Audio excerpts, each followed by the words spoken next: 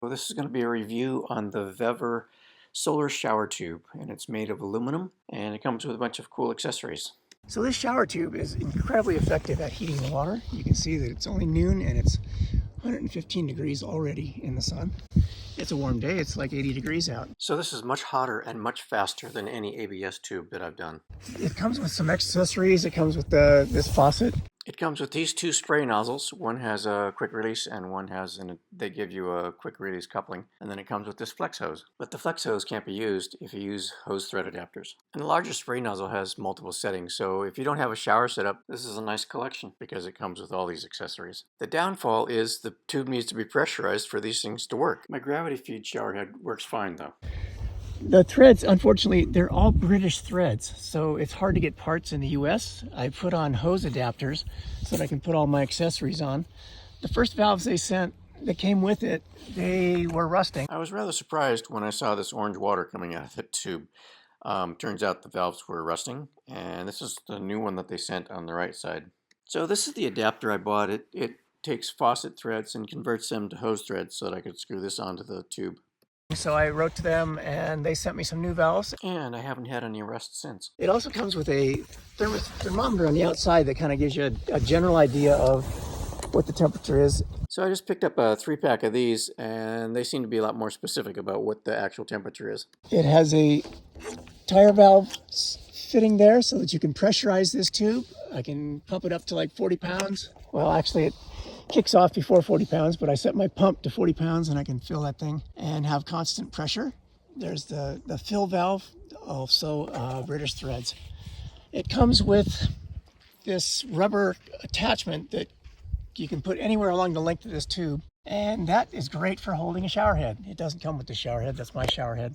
So I was trying to stop electrolysis between the valve and the tank. Since the tank is aluminum and the valves are brass, I bought some PVC nipples in the UK. And I cut off some of the threads, and then I bought a American slip fit to threaded fitting, and then I was able to glue that together. Unfortunately, these fittings are only shippable to the UK from the company I got them from. One option, I have gravity feed.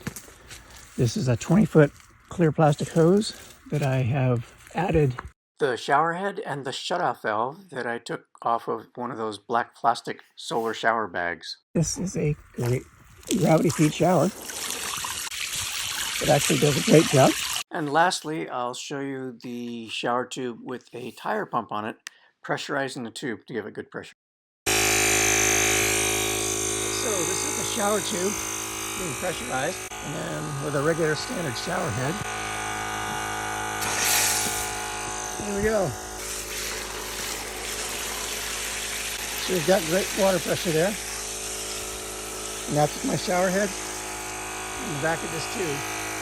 So to fill the tube, I took an orange juice jug and cut the top off, and then I put this rubber gasket on there, and that screws into the fill spout so that it doesn't spill all over the place when I'm filling it. So these tubes come in a variety of sizes. You can get them anywhere from 4-gallon up to 8-gallon. The one I got is 7 gallons. They are a great price given what you get and the cost to make something like this out of ABS plastic. So I just priced the Yakima Road Shower, which comes with a lot less accessories and is quite a bit more. And it comes with one spray nozzle, and that's all. So if you can live with having British threads on your unit, I'd give this a 2 thumbs up. I have not gone through a winter with this to see how effective they are in cold weather. So although the faucets don't go all the way to the bottom of the tank to drain it completely, I found that with both valves open, one at each end, driving home, when I got home, the tank was dry. So if you've been looking for a shower tube for the top of your van, I hope this video has been helpful. And as always, thanks for watching my videos, and check out my other YouTubes.